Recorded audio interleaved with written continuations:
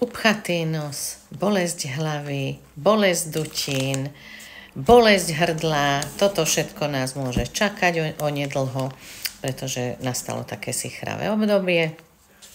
Čo používam na to, aby som si zmiernila tieto pocity? Používam hlavne náplaste. V Tiande sú všetky náplaste výborné. Ja používam najradšej Yankang alebo Wutong, ale kľudne môžete použiť, ktorú máte. Ešte sú tieto dve iné, ktorú máte teda po ruke.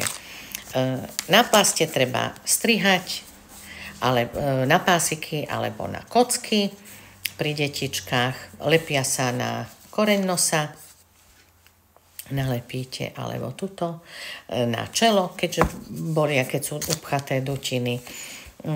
Používam aj tento krém s hadím tukom. Keď mám upchatý nos, krásne uvoľní, pretože obsahuje aj gáfor. Nos nemáte zodratý. Výborná je tyčinka Chi na upchatý nos. Takisto novinka, ktorú testujem. Je to jedľový sprej s propolisom. Má veľmi dobrý dávkovač, takže kľudne ho môžete použiť. A nenahraditeľný Slaviton. Slaviton je chladivý gel, primárne vyrobený na krčové žily a červené žilky, ale v období prechladnutia môžete použiť pri bolesti hlavy, môžete natierať na dutiny. Ak je kašel, tak aj na hrudník, na chrbát.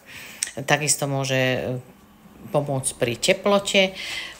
Vtedy sa natierajú dlane, natierajú sa spodky nôh, hrudník, takisto chrbát, krásne uvoľní, schladí. Takže toto všetko sú moji pomocníci v období prechladnutia a chrypky.